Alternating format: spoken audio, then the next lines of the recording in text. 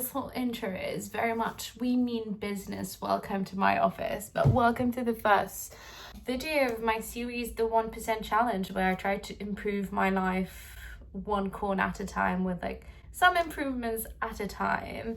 And this week we are tackling all things financial, so all things money in my life. And the approach I am going to be using is going to have a 3 temporal aspect. I want to look at my past, my present, and my future. It's kind of like running a marathon or attempting to run a marathon, having not run before. You need to know where you're coming from. So the fact that you've never run, you need to know where you're going, which is to run a marathon, so that you can actually make a realistic plan in the present. That makes sense. I'm really having so much fun with this chair. But in the same line of thought, this is kind of the approach we are going to be using. So using the past to tell us where we are at and what is achievable, to look at the future of where we want to be, and use these two to inform what we need to do. So let's get started. One of the things I really want to preface with this is that as much as I want this to be informative, I don't want this to be like condescending and as a guide. So I could go in absolute depth in what I'm about to cover, but I feel like this will feel more like lecturing. So I'd rather just take you guys on the journey on what I would do. And then if you feel like there's areas that you want more information on, you can just ask. And then I'll make a separate video about it. Hope that works. So welcome to my past, which tells you everything I have spent over the past about 4 years now, which is however long I've had a full-time job, so hence a paycheck. As much as I'd love to go into the nitty-gritty of how to use this to come up with a plan / a budget that we are gonna tweak once we start looking at the future, this video that I did 3 years ago does a really good job at covering this up. So I'll let you guys watch this and come up with a budget, and then we'll meet back again. Well, welcome back, or not, who knows. If you wonder what has actually changed since I filmed this video and now, the only thing that has really changed is that I use Monzo. They are not sponsoring this video, don't worry, to automate tracking my spending, as you can see here.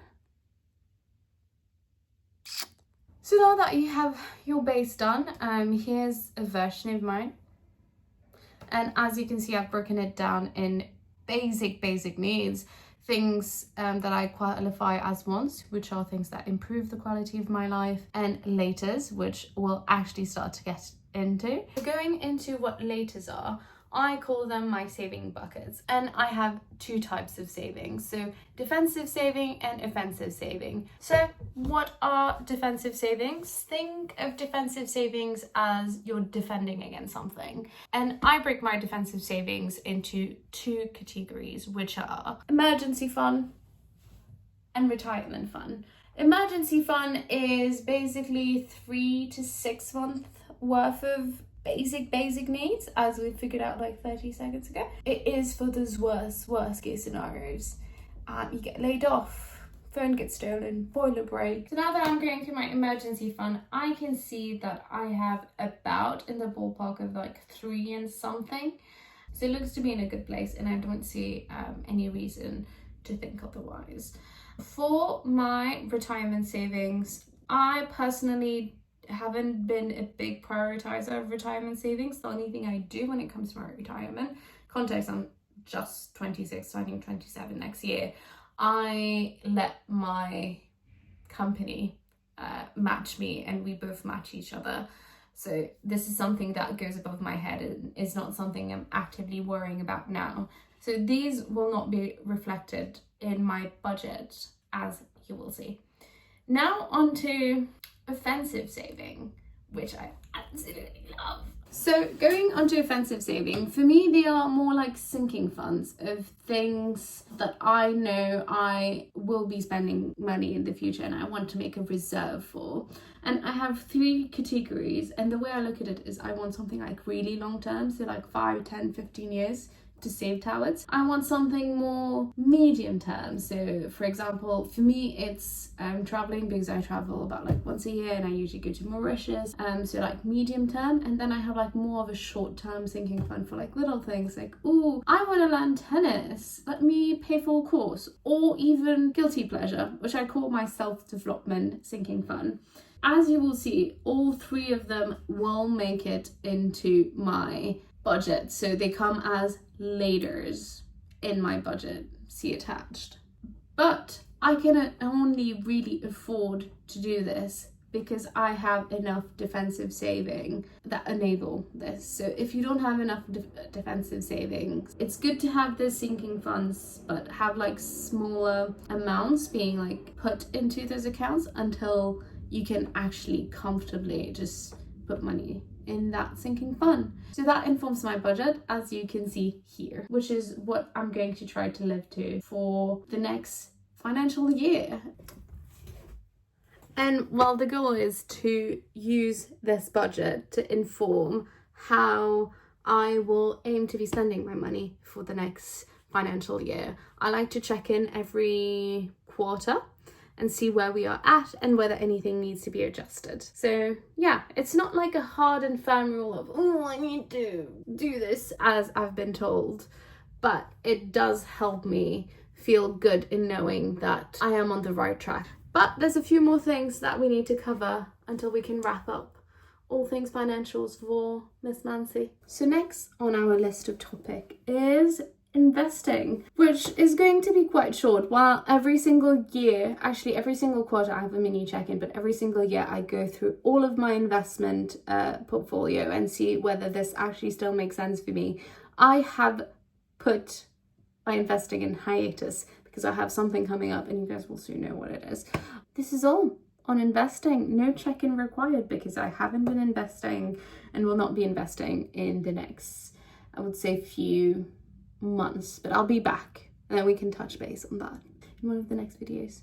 On to the final part of this video, which is completely optional unless you're a type A person like me and you have a tendency to catastrophize. So let's protect ourselves. What does that include? First off, this is the one insurance I couldn't recommend to anyone in general is health insurance. If you live in a country like Mauritius or the UK, who, although they have free healthcare, which is great, and I couldn't recommend it anymore, it's always good to know that should you need something done, you're not depending on a wait list or something along those lines. For me, it's an extra $5 through work, so it was a no-brainer. But because it's with work, I don't need to negotiate, find the best deal for me. So that's one thing ticked off. Next stuff on my list is travel insurance, which is to me my second most important insurance, because while I do live in the UK, I do occasionally travel. I like to know, should my suitcase not make it, or should anything, absolutely anything happen to me, I'm also taken care of. And that's also again with work. So nothing to negotiate, nothing to sort out. Last few things on my list is life insurance. I personally don't need it. I don't have any dependents.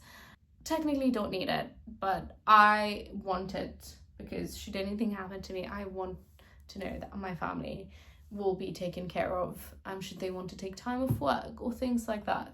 Also taken care by my company, so nothing to look at. One thing I was looking into was getting an income protection to pay, like, I don't know, my rent. Should I get fired of something? It seems to not exist, so that's pretty annoying. But if you know of that, please let me know. I'd love to get it. And then home and contents insurance. I don't own much, so don't see the point of it just yet. And home emergency cover, which was also on my list to look at in this financial year. I currently rent, so it doesn't seem that I need it. So yeah, looks like my life is now, after this whole little mini review and looking at and optimizing my finance, to be in a good place. So I guess that's 1% out of the way. I just need to live by my budget, and I think this should be taken care of. It took me an hour on a casual Sunday to be a little bit more intentional on how I spend. So I'm really happy with this outcome. I guess I'll see you guys in the next video. Bye. I actually fell to the ground.